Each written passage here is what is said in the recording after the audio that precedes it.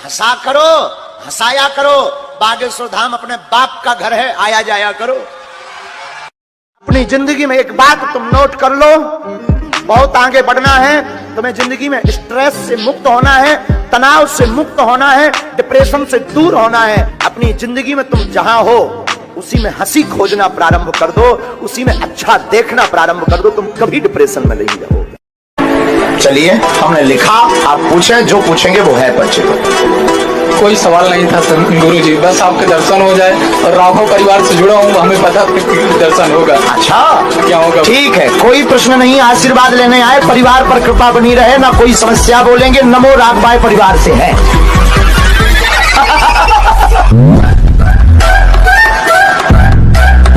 पढ़ाई में ध्यान कॉन्सेंट्रेट नहीं कर पाता हूँ।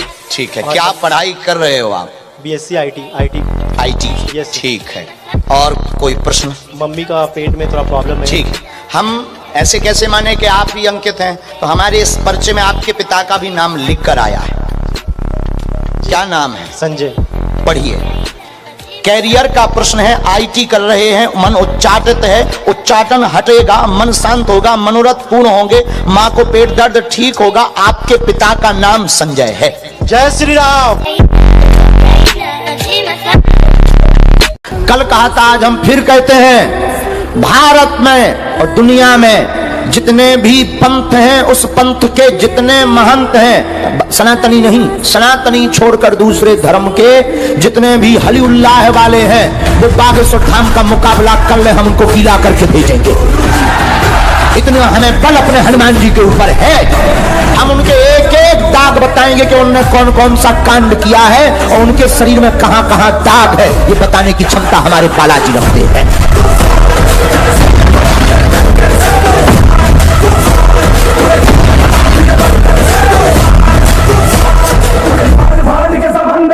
तो तुमने नाम हम बताया था क्या किसी को? हमें कैसे पता चला? और तुम्हें इसीलिए हमने पहले नंबर पे बुलाया है कि तुम मानते थे कि ऐसा हो नहीं सकता, कोई बिना नाम के बता नहीं सकता, कहीं ना कहीं से पता कर लेते होंगे, इसीलिए हमने तुम्हें पहले नंबर पे बुलाया कि तुम्हारी ठटली। तुम तो कह रहे थे कि कोई हम नहीं जानता, ये सब फ्रॉड है। तुम्हारी हम लुगाई के बारे में भी जाने कि कितनी है, और तुम्हारे हम होटल के गुण भी जानते कि तुम किस किस होटल पे गए, और तुम वो दरिया किनारे जो घूमे वो कांड भी हमें पता है। और ये भी पता है कि वर्तमान में डिप्रेशन में है, घर में कलेश बहुत मचा हुआ है। आपके एक भाई की मृत्यु नितिन की हो गई है, पिता की भी मृत्यु हुई है, तंत्र कारण से हुई है। तंत्र विद्या परिवार की जिस स्त्री पर शक है वही है, तंत्र कट जाएगा, चिंता ना करें। आशीर्वाद।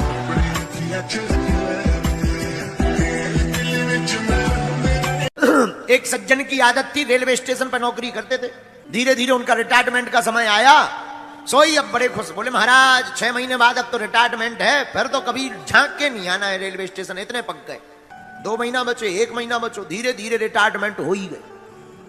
अब तो जिस दिन रिटायरमेंट हुआ, महाराज भगवान की कृपा से नौकरी चुक गई। घर आए, 2 दिनों बाद फिर रेलवे स्टेशन। किसी ने कहा तुम तो कह रहे थे कि लौटकर झांकना नहीं है रेलवे स्टेशन की तरफ, फिर से क्यों आ गए? अरे बोले अब कुछ मत पूछो, घर पे नींद ही नहीं आती है, लगता है जैसे पूरा संसार उजड़ गया हो। जब लोग पोंपो ना सुनाई पड़े, जब तक चाय चाय ले लो चाय ना सुनाई पड़े, नींद ही नहीं आती है घर पे। तो बोले वो रहते थे घर पर, रिटायरमेंट के बाद भी सोने आते थे रेलवे स्टेशन पर।